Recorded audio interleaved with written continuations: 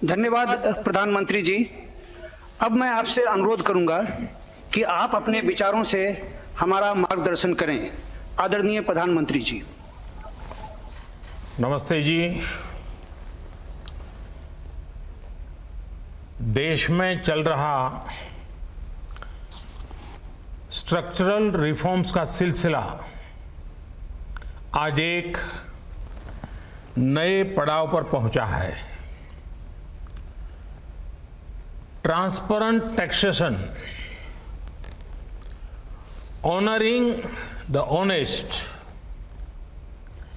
21वीं सदी के टैक्स सिस्टम की इस नई व्यवस्था का आज लोकार्पण किया गया है। इस प्लेटफॉर्म में फेसलेस असेसमेंट, फेसलेस अपील और टैक्स पेयर्स चार्टर जैसे बड़े रिफॉर्म्स हैं। फेसलेस असेसमेंट और टैक्स पेयर्स चार्टर आज से ही लागू हो गए हैं, जबकि फेसलेस अपील की सुविधा 25 सितंबर यानी दीनदयाल उपाध्याय जी के जन्मदिन से पूरे देश भर में नागरिकों के लिए उपलब्ध हो जाएगी।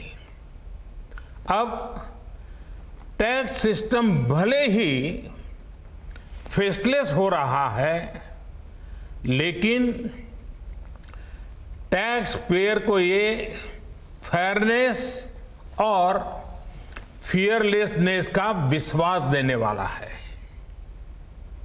ये सभी टैक्स पेयर्स को इस महत्वपूर्ण तोहफे के लिए मैं बहुत बहुत बधाई देता हूं और इनकम टैक्स विभाग के सभी अधिकारियों को, हर छोटे मोटे कर्मचारी को भी बहुत बहुत शुभकामनाएं देता हूं।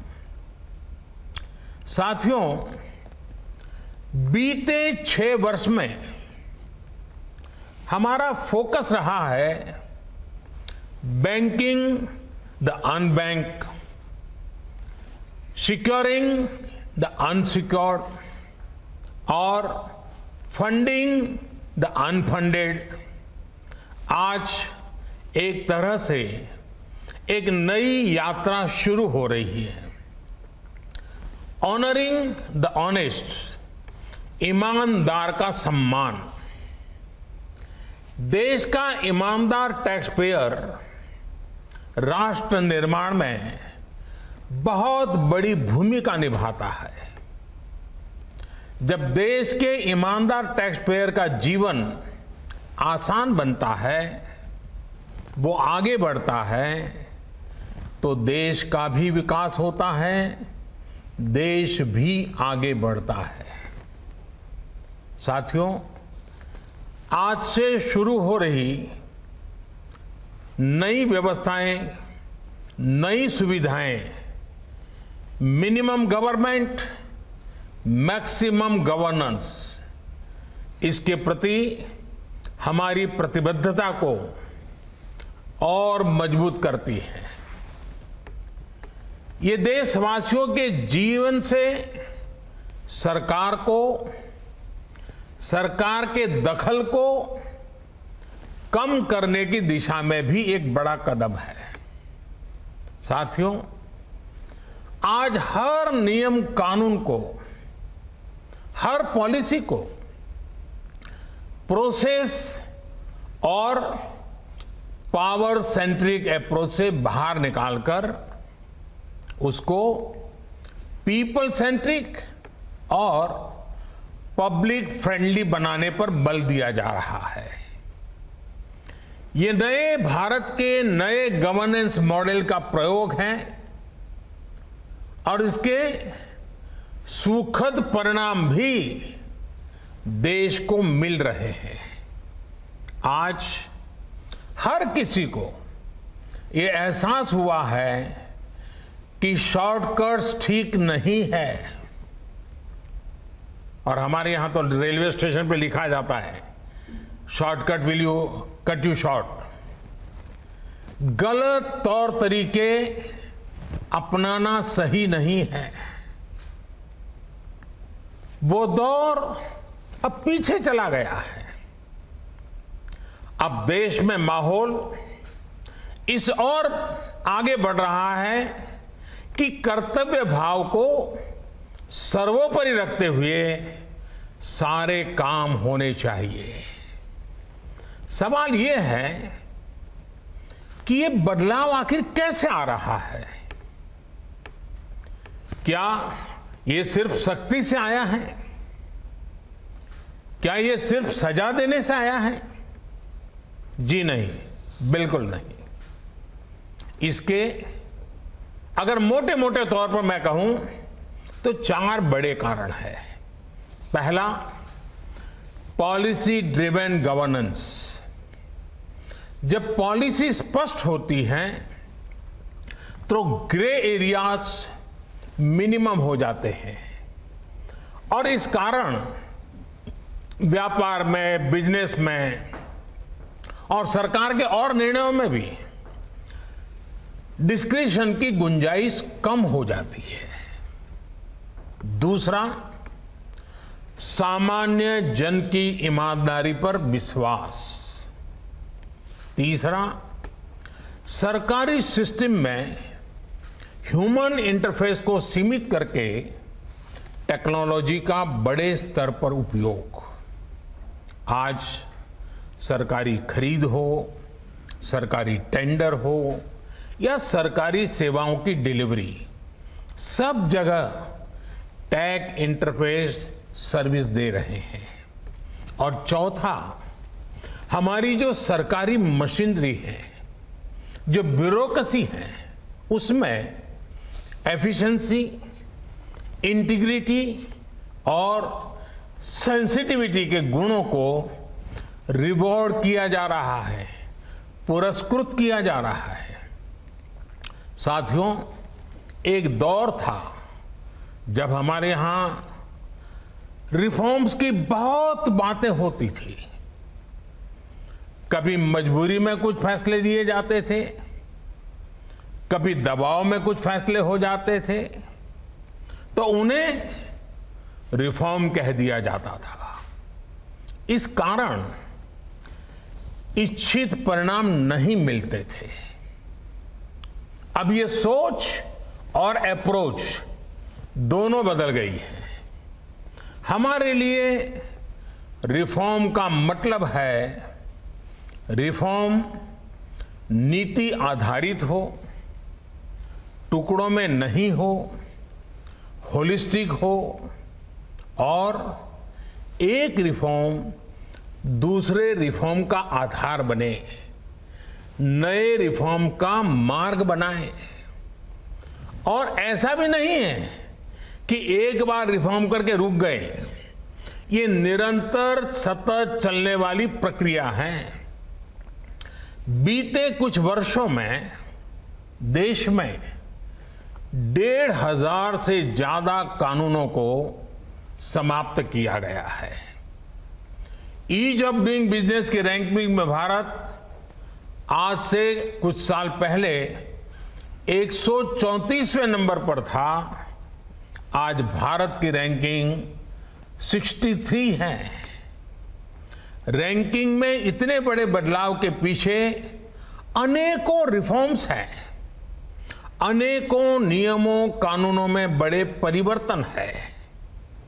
रिफॉर्म्स के प्रति भारत की इसी प्रतिबद्धता को देखकर विदेशी निवेशकों का विश्वास भी भारत पर लगातार बढ़ रहा है।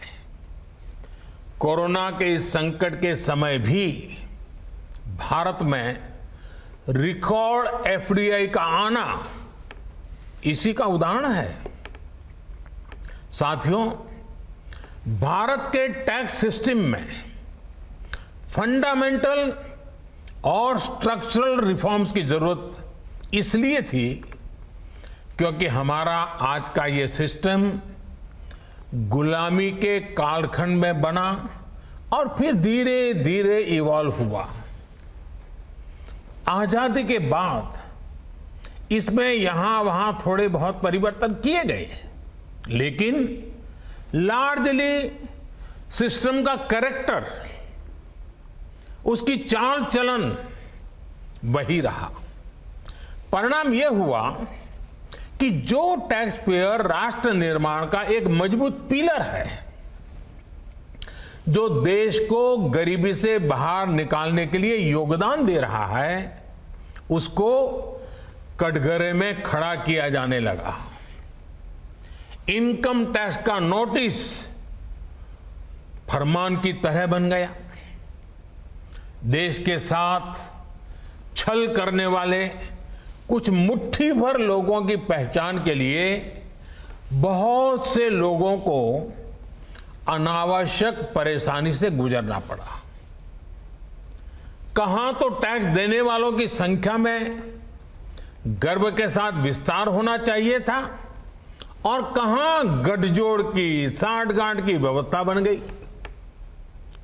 इस विसंगति के बीच ब्लैक और व्हाइट का उद्योग भी फलता फूलता गया। इस व्यवस्था ने ईमानदारी से व्यापार कारोबार करने वालों को, रोजगार देने वालों को और देश की युवा शक्ति की आकांक्षाओं को प्रोत्साहित करने के बजाय कुचलने का काम किया।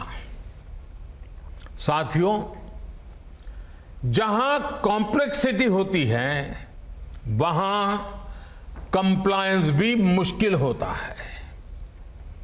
कम से कम कानून हो, जो कानून हो वो बहुत स्पष्ट हो, तो टैक्स पेयर भी खुश रहता है और देश खुशहाल होता है। बीते कुछ समय से यही काम करने की दिशा में एक के बाद एक कदम उठाए जा रहे हैं। अब जैसे दर्जनों टैक्सेस की जगह जीएसटी आ गया, रिटर्न से लेकर रिफंड की व्यवस्था को पूरी तरह से ऑनलाइन किया गया। जो नया स्लैब सिस्टम आया है, उसमें बेवजह के कागजों और दस्तावेजों को जुटाने की मजबूरी से मुक्ति मिल गई है।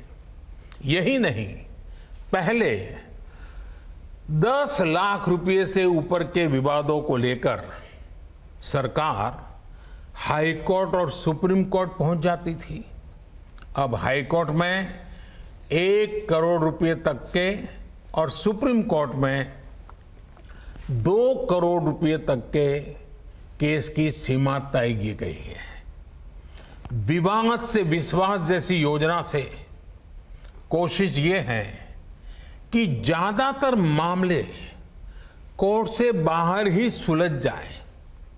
इसी का नतीजा है कि बहुत कम समय में ही करीब 3 लाख मामलों को सुलझाया जा चुका है। साथियों, प्रक्रियाओं की जटिलताओं के साथ साथ देश में टैक्स भी कम किया गया है। 5 लाख रुपए की आय पर अब टैक्स 0 है। बाकी स्लैब में भी टैक्स कम हुआ है। कॉरपोरेट टैक्स के मामले में हम दुनिया में सबसे कम टैक्स लेने वाले देशों में से एक हैं। साथियों, कोशिश ये है कि हमारी टैक्स प्रणाली सीमलेस हो, पेनलेस हो, फेसलेस हो। सीमलेस यानी टैक्स एडमिनिस्ट्रेशन हर टैक्स पेयर को उलझाने के बजाय समस्या को सुलझाने के लिए काम करे। पेनलेस यानी टेक्नोलॉजी से लेकर रूल्स तक सब कुछ सिंपल हो। फेसलेस यानी टैक्स पेयर कौन है और टैक्स ऑफिसर कौन है, इससे मतलब ही नहीं होना चाहिए। आज से लागू होने वाले ये रिफॉर्म्स इसी सोच को आगे बढ़ाने वाले हैं। साथियों, अभी तक तो होता ये है कि जिस शहर में हम रहते हैं उसी शहर का टैक्स डिपार्टमेंट हमारी टैक्स से जुड़ी सभी बातों को हैंडल करता है। स्क्रूटिनी हो, नोटिस हो, सर्वे हो या फिर जब्ती हो, इसमें उसी शहर के इनकम टैक्स डिपार्टमेंट की आयकर अधिकारी की मुख्य भूमिका रहती है। अब ये भूमिका एक प्रकार से खत्म हो गई है। अब इसको टेक्नोलॉजी की मदद से बदल दिया गया है।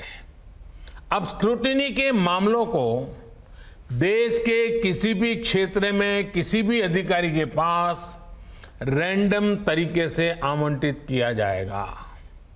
अब जैसे मुंबई के किसी टैक्स पेयर का रिटर्न से जुड़ा कोई मामला सामने आता है, तब इसकी छानबीन का जिम्मा मुंबई के अधिकारी के पास नहीं जाएगा, बल्कि संभव है कि वो चेन्नई चला जाए, गुवाहाटी चला जाए, रायपुर चला जाए, अहमदाबाद चला जाए।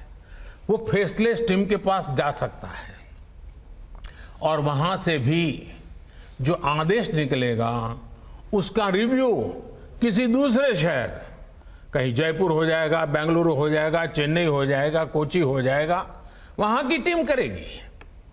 अब फेसलेस टीम कौन सी होगी, इसमें कौन होगा, ये भी कंप्यूटर रैंडमली तय करेगा।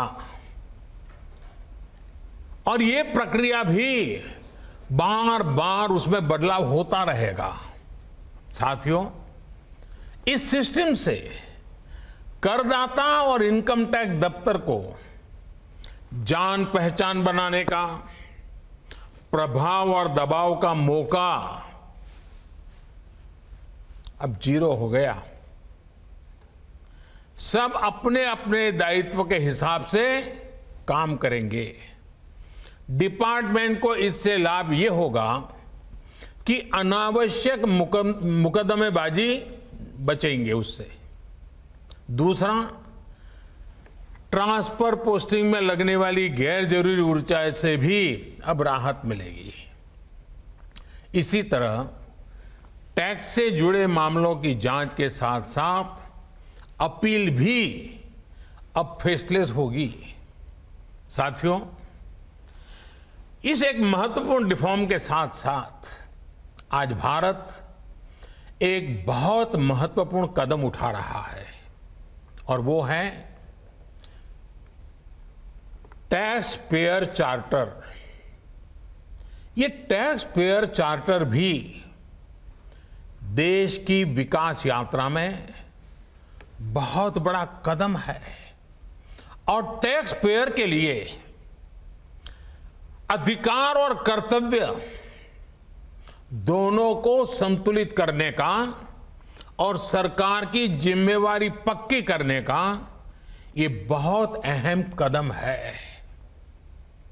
टैक्स पेयर को इस तरह का सम्मान और सुरक्षा देने वाले दुनिया में बहुत कम देश है, गिने चुने देश हैं।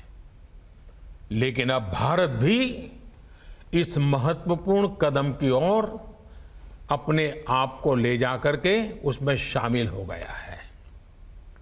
अब टैक्स पेयर को उचित, विनम्र और तर्क संगत व्यवहार का भरोसा दिया गया है। यानी आयकर विभाग को अब टैक्स पेयर की डिग्निटी का, संवेदनशीलता के साथ ध्यान रखना होगा।